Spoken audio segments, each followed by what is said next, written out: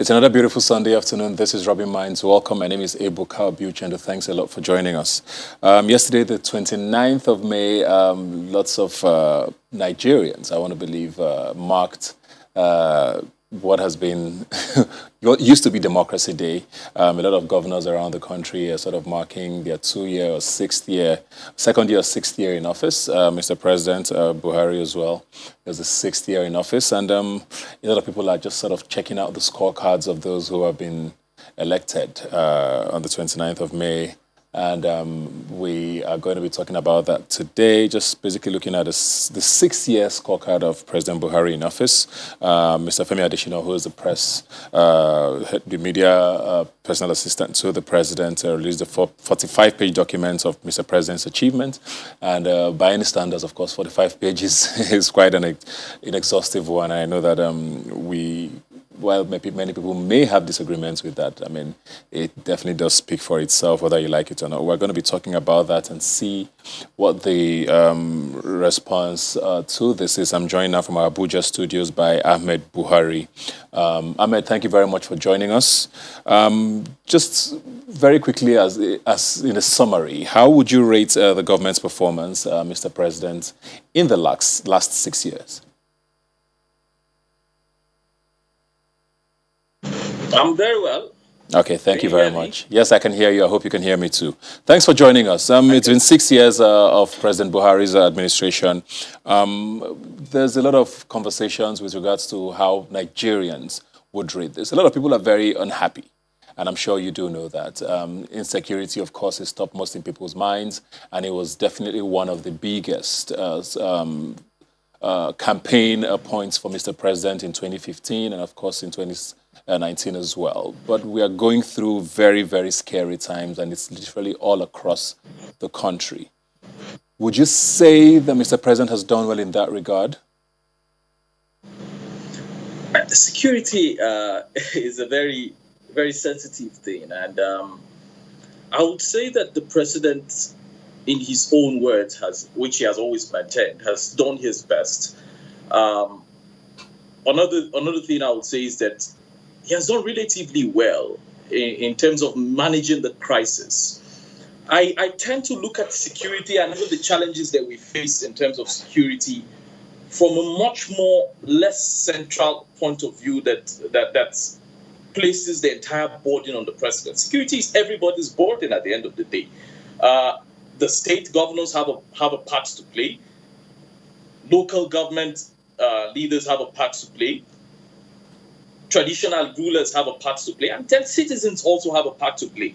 When we look at the enormous challenges being faced by security, and I'll just give a brief on some of them, from Boko Haram, the Eastern Security Network terrorism, unknown gunmen attacking, police formations and security formations, kidnapping, banditry, and robbery.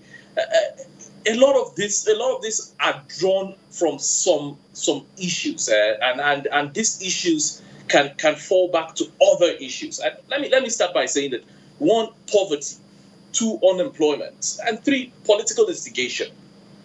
Where all of these have contributed to some of the security challenges that we are facing, and the president has and continues to tackle it from both kinetic and non-kinetic means. Kinetic means in the sense that we would eventually have to have boots on ground, and non-kinetic means is we will have to engage with people.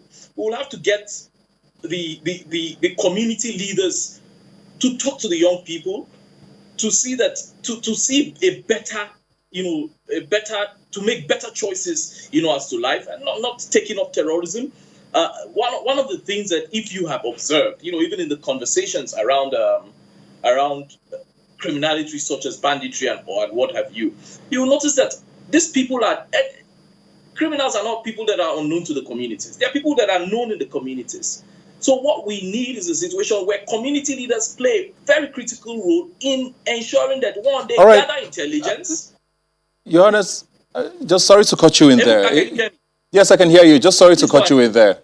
It's good enough to reel out all of this, but we're talking 6 years.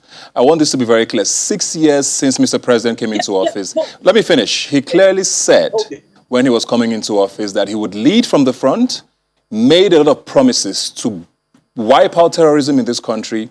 We're at a point now where things have gone from being sectional to almost national on so many fronts.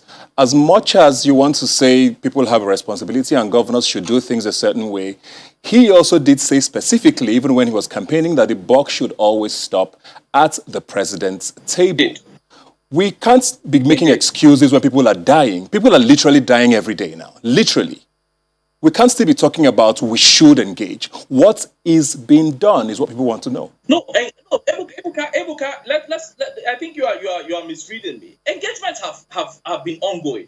We've had at least two security town hall meetings where stakeholders, community leaders were brought to the table, engaged upon, and this has even been happening for the past 3 years. And this, I'm talking about even the most recent engagements where we had community leaders. The NSA's office had a town hall meeting in Kaduna. The Minister of Information also had another town hall meeting. So engagements are ongoing. This is not. When I say that we should, I'm saying that it's also ongoing and it's also going to continue happening. Boots on ground. We have troops and forces all across the country, even though they are overstretched. But they are all over the country and they are working as well. We're making arrests. We're seeing a lot of the criminals and bandits who are engaged in this criminalities being arrested. Let's also look at, if we're going to even talk about when we came into to power, as at 2015, the major challenge as at then was Boko Haram.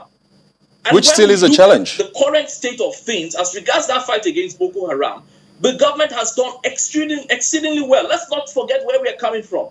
At some point in time, in Abuja, but Boko Haram is still killing Nigerians. It doesn't matter if it's killing in Abuja or not. Nigerians are still dying. It doesn't have to happen in Abuja or anywhere else.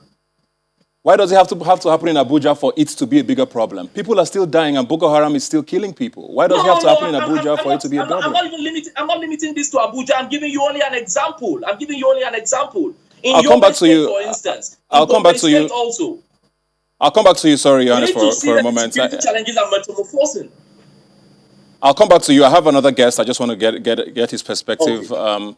Ahmed Buhari. Okay, Ahmed Buhari is not with us. Okay, Johannes, please continue. Finish what you're trying to say. Okay, so what I was saying, Ebuka, is this. We've come a long way when we look at insecurity. And the thing is that the security challenges of 6 years ago are not the same security challenges of today. So have they gotten worse? Have they gotten worse in your opinion? Because like I said, you're not letting me finish my questions. You're not letting me finish my questions. Let me finish my question. Because you talked about, Boko Haram, and everybody did know at the time that for the most part it was limited to the northeast, which was bad enough. Yes, they seeped into Abuja a few times. Now we're dealing with a plethora of issues. We're talking about kidnapping around the south. We're talking about people being killed. You mentioned unknown gunmen around the southeast as well. So now it's even more of a national problem. Don't you think it's worse now? And you're saying that we've progressed. No. Let me put it this way. And like I said, you've misread me a second time. On the issue of the challenges of Boko Haram, we have done very well on that. Those challenges that we faced in 2015 are not the exact challenges we are facing right now. We now have new challenges in insecurity. Like you have mentioned, kidnapping has taken a new dimension. Banditry has also taken a new dimension.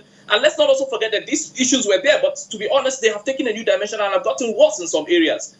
Now, what we now have to do and what we are doing is stepping up the game, improving intelligence gathering through communities. And that is what I was mentioning. That's what I was mentioning to you.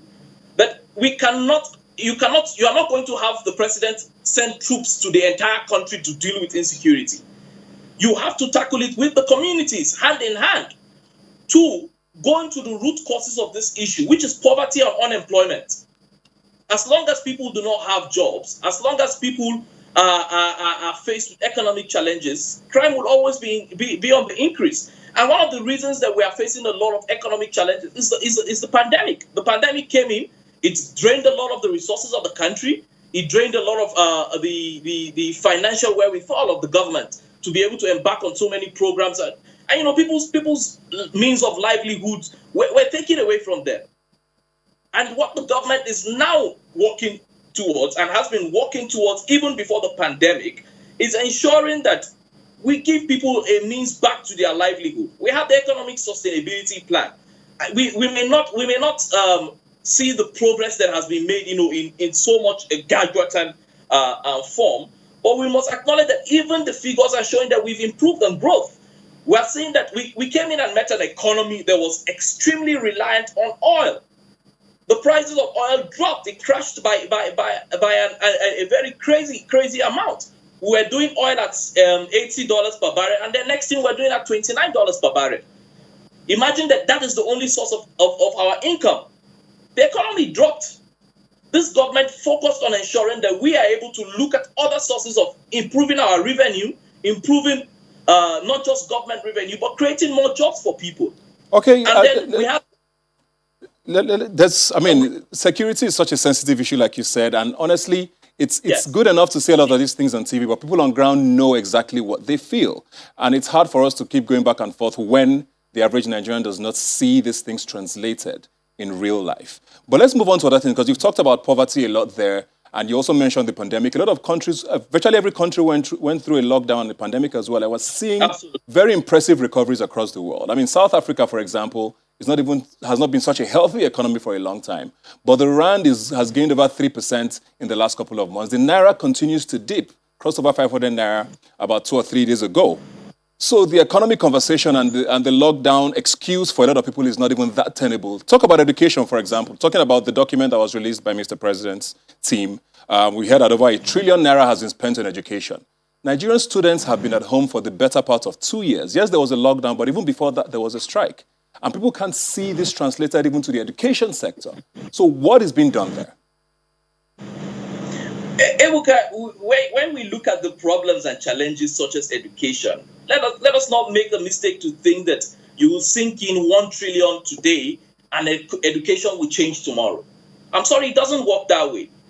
It doesn't work that way. I'm currently sitting on a presidential visitation panel to the Federal University at Otueke, and I know what we're seeing there. We're talking of challenges of the past 10 years. We're talking of the establishment procedure of a university. So you can't just change education, even if you pour in 200 trillion on education in one minute.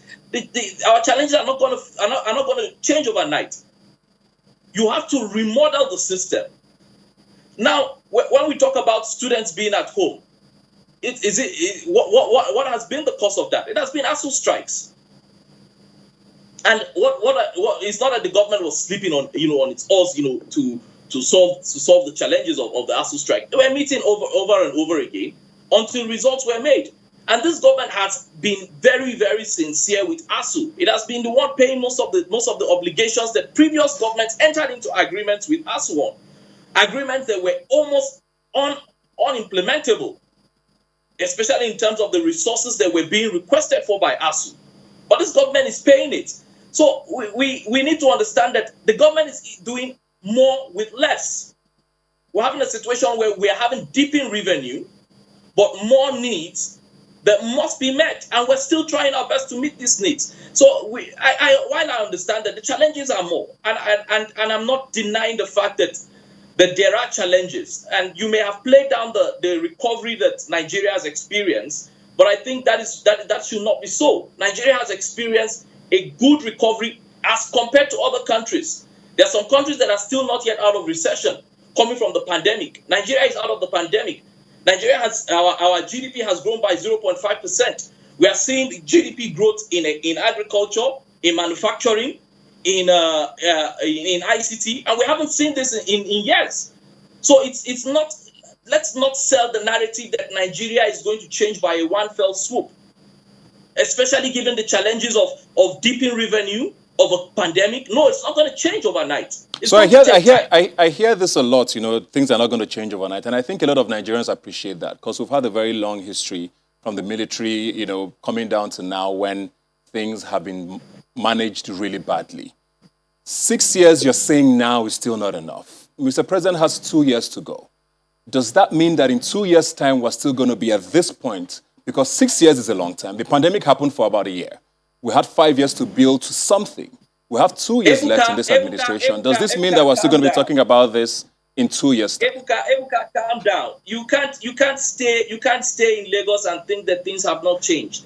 Go to Kebbi State. Go and see the rice farms that are there. Look at the anchor borrowers and the millions of farmers that are benefiting. Look at the Lagos Ibadan expressway under construction. Look at the Lagos Ibadan railway also. Look at the Abuja Kaduna railway as well. Look at the ports that are being opened up. We've made progress. You see, while I admit that there are security challenges, and I mean very serious security challenges, we cannot downplay the progress that has been made over time, especially despite a pandemic, Ebuka. We need to understand that a lot has been done. We've done 6 years. There's a lot of evidence to show that this 6 years has been worth it for several and millions of Nigerians. We've had the biggest social investment programs that can ever be contemplated in this country. So we cannot say that there's been no progress. In 2 years' time, the president will come and deliver a big scorecard that Nigerians will be proud of. And hopefully by then, the security challenges would have been totally exterminated, and when we'll be able to see clearly. Because I will be very honest with you right now, given the security challenges, there's a lot of cloud in our eyes to not appreciate some of the progress that has been made. But I'm very sure, by God's grace, that once these issues have been tackled, given the many strategies that have been put in place by the new service chiefs, we'll be able to appreciate this challenge, these solutions and all this progress that has been made. And okay, you see, let's not look at government. Ebuka, there's something I need to say. Let's not look at government from a 4-year mandate perspective or next 4 years. Let's look at government from the next 20 years. I think the APC as a party is laying a foundation for a long-term change of Nigeria, for a long-term transformation of Nigeria, especially our infrastructure. I need to ask one last question because we're almost out of time. I'm not sure where you got the impression that I don't leave Lagos. I don't think you know anything about how I go around or where I visit. So I think that's totally uncalled for. Please, I think but before we go, just quickly. Have you visited the train? Have you used the train yet? You're not letting me finish. Okay, can I ask you a question? Don't assume that I don't know or I don't travel around Nigeria. You have no idea about how I move or where I go to. Finally, what would you say is Mr. President's sort of biggest achievement in the last 6 years? I mean, yes, we do hear a lot about the trains and infrastructure. Would you say that that's been his biggest strength in his time in office? I would say that, yes, that is his biggest strength in office. I would say that his infrastructure drive has been unprecedented in the whole of Nigeria, especially given the fact that this government has had little access to resources. Compared to previous administrations, our earnings in terms of foreign exchange, basically oil earnings, has been oscillating from about $39 per barrel or $29 per barrel to about $40 to $50, $60 per barrel within the last 6 years of this administration. That is the lowest that the last 12 years has seen.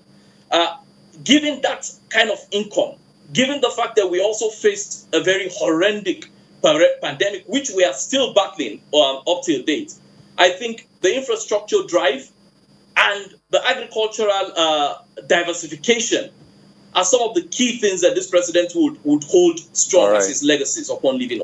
Thank you very much for joining us. Hopefully when we next meet, we'll talk about happier things. All right, we'll take a quick break now and we'll be right back. Please don't go away.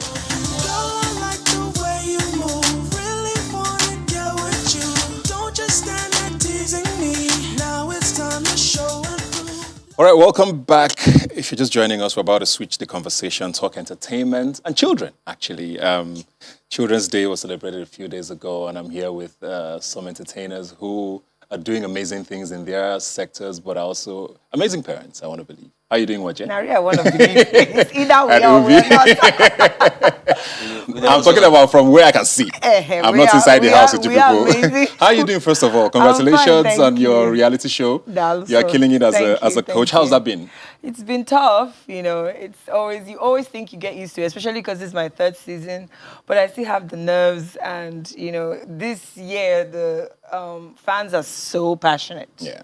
And People that's are a good really, thing. really, really, really Oh into my, it, the yeah. passions. I get DMs like, why did you? I'm like, I'm sorry. Has there been anything you've done there that you regret or you wish you could take back? Maybe someone you dropped or... Not really. Not yet. Not yet. Someone you could have stolen? Oh, the only person I really want to steal, I know that her coach is not going to let her go, so there's no point of me daydreaming. Yeah. Fair enough. Ubi Franklin, how you doing? Good, bro. You're now an interviewer, a blogger, Politician. a politician. What else? Everything, Jen. How are you handling all of this? Are you still in music even? Yeah, sure. So you need to understand everything. There's a move. Yeah. Even in the Holy Spirit in prayers, when you're praying, you feel something. For the pandemic came, and it got everybody thinking. And for me, I'm used to trying many things. One go walk. It's like back in the day where you hear that your parents say, "Oh, we had many kids because we felt like at least one will succeed." So One will take us out of one here. will take us out of here. So for me, I tried different things, and you'll be so surprised that there's a lot inside of you that you can actually do. But fear will not let a lot of people try. So I always try things. Sometimes Interesting. I win, some I lose. I cry, I keep going. So You so should far, post yourself crying one of these days. what me? No. That would probably be very interesting. I will try. Waje, congratulations, you dropped your new music. Yes, a new EP, Hard Seasons, Yeah. and I'm loving, the reception. People are really loving the music. Yeah. We dropped a video for one of the songs on Friday, Yeah. and it's a gender-based violence song. Like just trying to make sure that in our only two way we draw attention to that because Yeah. that's important. Thank you very much for that because you got us scared when you said you were not going to do music anymore. So it's good to see Nah, that to see that you came I back. was in my feelings. But now new EP, sorry. Yeah. You're doing The Voice as a Yes. coach. Yes. You do business, I believe. Yes, I do. And you're a mother Yep. of a child who's in 22. Exactly. I was going to say not really a child anymore. She's not a child anymore. How are you yeah. handling that, and how has that journey been as a single mother navigating such a tough industry, first of all, for a woman even, Yeah. and now having a child and then having to do all of this as well, and still, be Present the and diva humble. that we want you to Right, be. right. Yeah. So being the diva that, still having the job or paying attention to the job is, shout out to my mom, because when I had Emerald, she didn't stay with me till she was 13. So my mom kind of just helped me with the foundation, and that's me being honest. Yeah. But the thing is, parenting, there's never really a handbook to teach you or tell you, oh, this is how you are supposed to. You just know that, some of the experiences that you've had, you definitely want to make sure you lay the right foundation for your child and with your child when it comes to character, principles, and the way they live. So it's not a job. Like my job is, so when you ask me, Waje, how do you do it? I'll tell you, I just do it. It's not a job. Music is what I do. Acting is what I do. But parent is who I am. A parent is who I am. I just do it. I don't know how I do it, but I just have to. Yeah. So I guess what you're saying is support system is very important. Oh, definitely very important, yes. But you just embody the role when it comes. I know not everybody does that, but yeah, you just have to, and looking at her now, she's in her final year. I'm just like, wow, let me get this one. So yeah. How does being a mother affect your career? Or how did it affect your career? There were some choices I had to make. There were some things I couldn't do. There were times I would see something that I really want and not be able to get it because I always have to. The first thing you're thinking is your child. Some brands you can't even collaborate with because, you have to be seen as a family brand, Perception, whether you are single or not. Because you have family, you have a child who looks up to you, So yeah, it did affect.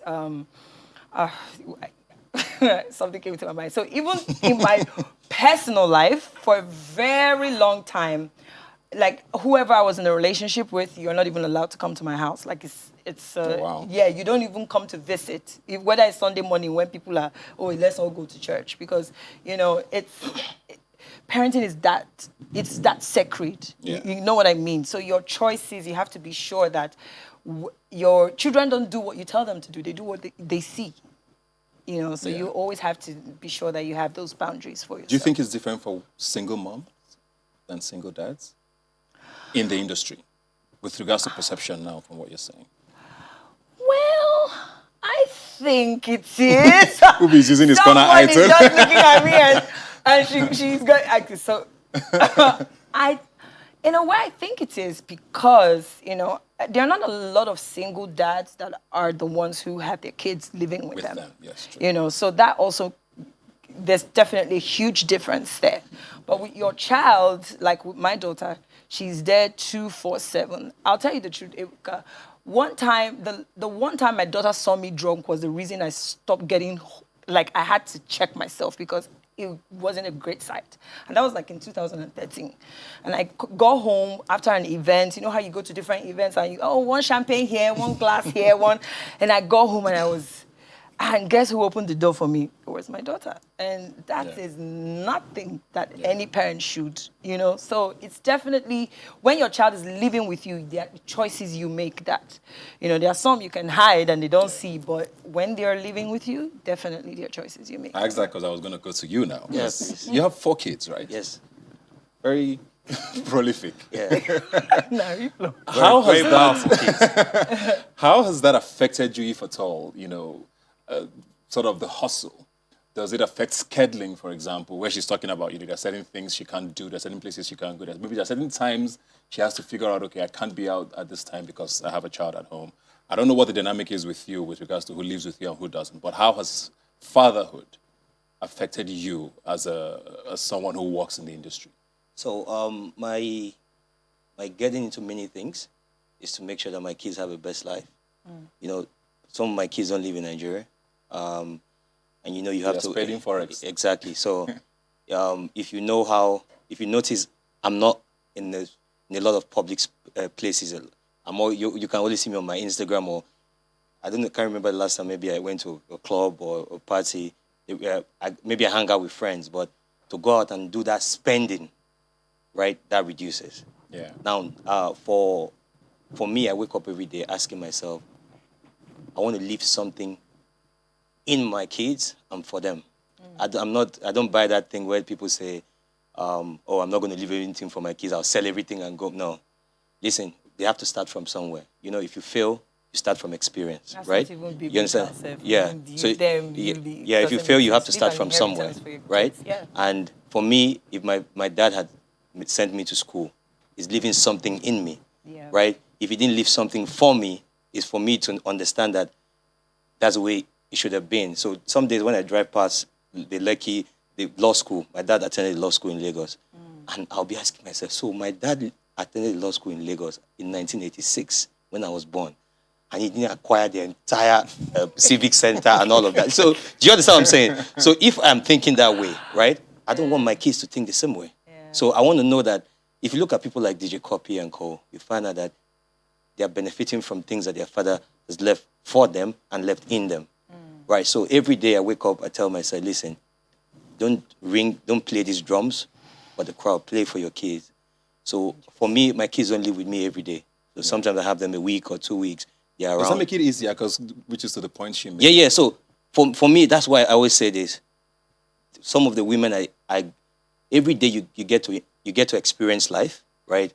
And you tell yourself the truth. Because 2 things that a lot of young men don't understand, and we don't say it every day, is before you understand what issues you have with maybe your baby mama or something, you need to sit back and ask yourself the issues you have as a person. So every day I wake up, I ask myself, Ubi, you need to tell yourself, what is your own issue? So I've been trying to deal with my own personal issues so that I'll understand how to deal with the entire fatherhood properly. So that's why these days I sit back and I ask myself, because when my son is with me, I can't pick my phone, nothing. He has taken my phones. He wants to carry my phones the 3 phones, and he wants to watch a different cartoon here, different cartoon. So I look at that thing and I say, wow. So this is what their mothers go through every day, and we are not there. So if they tell me I need this, I don't ask questions anymore. Before I would say, oh, what do you need this for? The money is, but now, so life is a journey. You get to experience that. But a lot of young people have forgotten that if you have a child with a woman, doesn't mean that you guys are enemies, right? So you need to understand these people. Now, I found out at that time, so my son was with me like 3 weeks ago, and then he swallowed a coin. Oh, wow. So he was playing with the coin. I took the coin. You know, when I travel to London, I always have these coins I keep somewhere. He carried them and he was playing with them. So he took the coin, and he kept playing with the coin, and then he swallowed it. Because I warned him already. So do I spank this boy? What do I do? I was just looking at him, because already they've said, his mom always says that, oh, you are never hard on the boy, because what am I going to do to the boy that, because I don't want him to, whenever they say, go to daddy's house, and you say, no, I'm not going to go to daddy's house. Do you understand? So for me, that was scary. And when I looked at him, I'm like, oh, whenever I hear that he has a cut here, some men will say, oh, you are not taking care of the boy. They'll be blaming them. But it's not that. These kids are very fast. They are very quick at, doing things. So you need to understand that, for me, I respect the fact that whenever they are with me, I can't do anything. And I respect that they are with their mothers longer. And you need to respect these women and understand that, I appreciate what they do. So that's why no matter what any of them does, I appreciate them, because it's not easy. Yeah. So they could be reacting from the pain of the things that motherhood is denying them of, right? So that's why it's a lot. Complex. Yeah, it's a lot. It's a lot to Questions deal to both of you. Yeah. Let me start with you. I want to talk about social media. Yes, because please. you get a lot of flack on social media. Anything you put out, the response is always about your fatherhood and your children. How does that make you feel? How do you handle that? Also, do you worry about your children sort of seeing things like that growing up to sort of and forming a perception of whatever it is about you? How does that make you feel, basically? So I believe relationship is personal. Whatever you create for your kids, whatever picture you paint for them growing up is very important. So if your kids wake up and they see that you're a failure, you can't take care of them, you can't do anything for them, or their mothers are telling them that, oh, now, one thing I always tell people, money follows attention, right? Do you understand what I'm saying? So for every time they hit me like that, I make more money. So right now, I used to feel very bad. I'll get into my room and cry. I'll say, so one day I found out that, I look back, I found out that for every time I get a hit on social media, somebody new knows me somewhere, and is either buying a property from my property company, or is trying to book an apartment with my apartment company, or is trying to tell me, so attention is bad attention. Do you understand what I'm saying? Yeah. So for me, am I going to change what is going on? No. These are my kids. There's nothing you can do about it. Yeah. Now, these kids are going to grow up to even become, by God's grace, better. More successful. Yeah, more successful than most of these people. So am I doing my fatherhood duties very well? Yeah. So you've just basically turned the negative. Yeah, so I always just turn it, and once it happens, my mom is on social media. My mom. So you can imagine. That. So she just calls me and say, don't mind that person. I saw that comment. Don't worry. So it just puts you in a position where you have to always embrace your kids. So sometimes when it happens, when my kids are around me, so I don't feel it, because I'm with them. The things they're telling, they're asking you very inquisitive questions, and you ask, where did you learn this thing from? So it's really interesting. Now your kid, your daughter will teach you how to operate YouTube now. YouTube that we have been operating for years. So that's how interesting it is. Very, very true. So you don't think about it. But you as well, I mean, you're a single mother. People are very judgmental. Oh, yeah. And they just form a perception of what it is that brought about the situation that you're in. I'm sure you also get that quite a bit. Well, how do you handle that? How does that, your daughter is grown now. She's also on social media. Does she see this? How do you have these conversations with her? We've grown to the point where we laugh about it. So sometimes it's hilarious. Sometimes she'll come and show me the comments, because I don't follow the blogs. So sometimes she's able to see it. She'll come to me and say, Mommy, see what this person said. I will laugh, But the thing about it is, that's why it's very important, the sort of foundation you lay with your kids, especially when I always say character. Because my daughter now is 22. She's on social media. She sees, there was one time she was in school, she sent me a picture, and she said, Mommy, can I post this? And I was like, it's actually, there's nothing bad in that picture. But I was like, tell me, it depends though, what's the story behind the picture? She said, I'm just in a bikini. I said, it depends on what you're selling now. Yeah, what's the story? So that's how we table it. And in my household, the great thing about my daughter is she's not a social media person, which is a blessing in disguise. Because you never see Emerald, where she has her fan base or where she has her friends that she connects with on Snapchat. But on Twitter, she has, on Instagram, she has deleted her account. In myself, I'm begging her, have account so that we will use you to make money, so that company will come and endorse us. You know, so that's one pass for me. Like, she's really not a social media person. And then secondly, I think I've done a very good job at, building her character. So she's not easily swayed by these things. She has Omaomi, she has Jennifer. She has a lot of my friends who she can go to and talk to if she has issues that she feels, I don't want to talk to mommy about this, you know. But I just feel that she has such a strong personality and character that she's not easily swayed. And so awesome. All those things don't affect us in our household. Very quickly, one sentence to both of you. What's the biggest lesson that parenthood has taught you? Humility. Humility, because it's, like I said before, it's so sacred. Being a parent it's a God-given role that you can't abuse, you know. So in that space where you are fortunate to have, that opportunity, it humbles you and it makes you see life from a different perspective. So even when I love the fame, I love it, trust me. It still keeps you But going. I love it for a different reason. I love it for the doors it's opening for my kids, the way I born for real life, and the other ones I have acquired by virtue of being YJ. So yeah, it's very humbling. Quickly. For me, parenthood has taught me about relationship. I found out that it's not about beating your kids every day that they'll learn something. Sometimes it's very important for them to have a conversation with you. Like what I just said, she has like Omaomi and her other friends that our daughter can sit with. I want my son to be able to walk up to me and have a conversation with me. One of the things my son fears a lot is to go to the hospital. So I found a way to take him to the hospital when he swallowed that coin for x-ray. And now he always tells me, Daddy, I want to see my doctor friend in the hospital. He never wants to go to the hospital. So now if I tell him, let's go to the hospital, your doctor wants to see you, he's not scared of that thing anymore. Because before he was very scared. That's what you can threaten him with. But now, the way I took him to the hospital, I had a conversation with him. I said, you trust me, I'm your daddy. I was crying when I was talking to him because it was very emotional. Because for me, I had to take him to the hospital, for also fix that. So after I finished talking to him, I found out that parenthood is about relationship, how you relate with them. They will trust you more. And, once they trust you, nobody outside is going to tell them anything, right? So that's why the whole social media things don't bother me anymore, because what I'm building with them is very important. Very true. That's a good way to wrap it up. Thank you very much. Thank you very much, Roger. My love to your children. Thank you. And my love. And I agree with everything that you brought. And good luck with the voice. You've won it before, right? Well, I win it again. Okay. We'll take a quick break now. Please don't go. We'll be right back.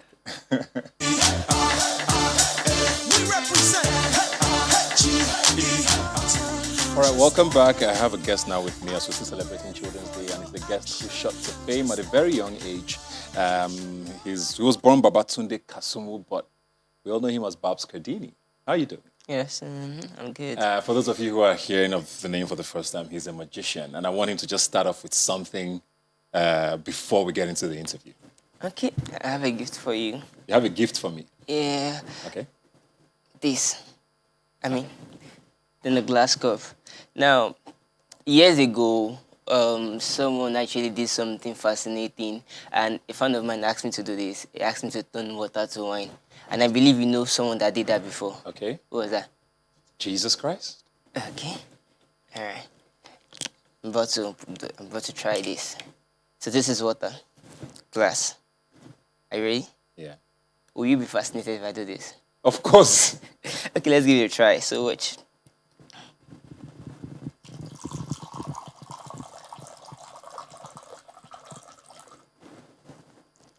Do you see the water turn to wine?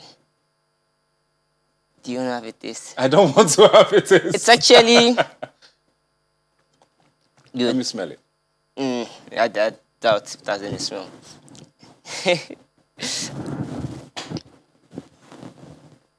Okay. Yeah. Cheers. Thanks for joining us. Yeah. So you're a magician. When did this sort of fascination with magic start for you? Okay, I get to see magicians on TV when I was young, and I did a little research, and they say most magicians say they're doing their world tour, but I don't know why Nigeria is never part of it. Yeah. So, and I never get to see magic, and something I want to know is, I was so, oh, I want to know the secret. I want to know how they are doing this. Is this real? Is this fake? Is magic real or not? So that's what came up about So all at this what magic age stuff. did you start sort of this journey? 16. Okay. They just 16. How did it start for you? Did you start locally? Did you get any training anywhere? Did you self-train? How did it start for you? Self-trained, and I had a friend who helped me out.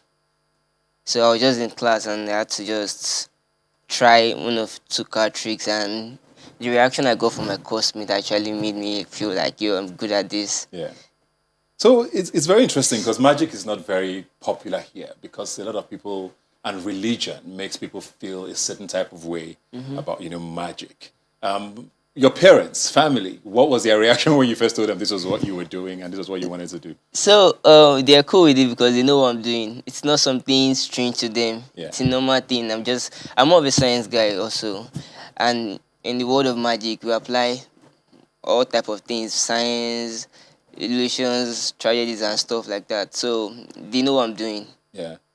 And how do you handle that with people when they meet you, Because I know I've been at an event once where a magician performed and there was a lot of blood of Jesus going on. People were like, I beg, don't come to me. The guy would say something like, give me your phone. And nobody wanted to hand their phones over because they were very, suspicious of that. Do you get that a lot from people who just think this is sort of, for want of a better word, fetish to them? I feel it's a part of the cruise. If they feel it's fetish, well, we're not in the right position to convince them that this is not fetish or not. Yeah. It's just pure entertainment and fun. Yeah. So you started at 16. Yes. And how old are you now? I'm going to be 21. So you've done it for about 5 years. Yes. I want to believe. How do you get better? Because I know that a lot of people say they understudy someone. You say you're self-trained. Have you just been self-training yourself all this while? Then I do more research. Okay. Okay. What was the question again? Do you train yourself throughout this time, or have you met people who you've sort of understudied or something? Okay. I'm not the only magician in Nigeria. Within the space of 5 years, I get to meet more magicians, and we all play our game right. And for me, I just keep practicing, doing my research, trying to find new things to do. Yeah. I mean, like I said, one of my fans asked me to, as of last year, I could only turn wine to water. But I could do that. I could turn water to wine now. So you can turn wine to water? Yes. Today is my first time turning water to wine. Like, this is really my first time doing that because someone asked for it. So most time when my fans make comment on my page, okay, do this, do that, then I'm like, okay, how can I achieve this? Yeah. Then I go about and try my best to do what they ask me to do. Yeah. So is this a career you're planning on pursuing, like properly, professionally, or is this something you're just doing for now? I mean, my dream was to become the best magician in Nigeria. So I'm glad to be one of the best in Africa also, not just Nigeria. And I feel I'm the youngest for now. And yeah, I want to, I want to have my own TV show, my world tour, and, putting Nigeria on the map of magic and everything. Yeah. Because I started my TV shows already, like the plan already. We shot episode 1 in Abuja also. Oh, okay. And I also have some exclusive magic content on MTN platform and all. You say you know other magicians in Nigeria. How do you guys meet? Is there like a union, or do you guys disappear from your house and appear? I can't say this is how we met. We just met, Sha. Like, it's something like eventually, okay, probably you're performing for someone like, I've met this other guy who does this and that. From there, I'm trying to okay, let me know him. So are you surprised at how many magicians there are? Because a lot of people don't even know that there are magicians that many in Nigeria. Yeah, we are like ghosts. So I mean, apparently you should have more than in Lagos here. Or I don't know about other country. In Lagos here, yeah, I think 5, just 5. Yeah. But generally, we should have up to like 20 of us. That you've met at least. I've met only.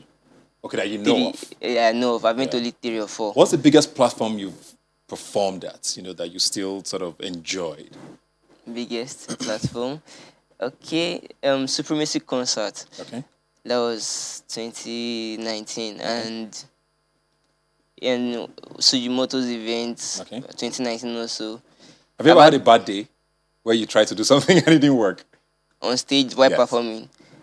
No. It might happen, but no one will know. You just know that, okay, and Yeah, you I fix just it know quickly. that. Yes, talk to me. Interesting. So you're working on a TV show. What's the besides that? Any other plans with the magic going forward? Yes, there's a lot of I mean, doing magic in Nigeria is not as easy as people think it is. They think you just snap your fingers and things happen. No, we do some research, some work So just behind. keep getting better at what you do. So, plans. You're asking about plans, Yeah. right? I'm planning to like do 2 outside dangerous acts, more like walking on a building or walking on water.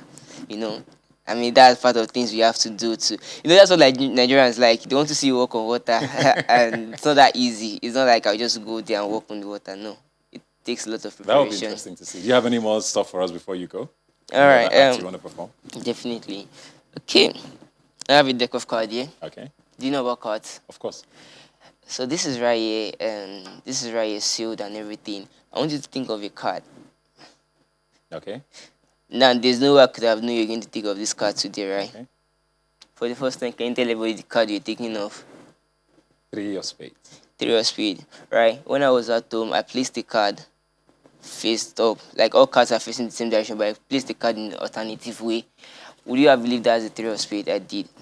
That's too. How can it be? Do you believe it's possible that that was the 3 of spades? Okay, now I'm going to open this deck.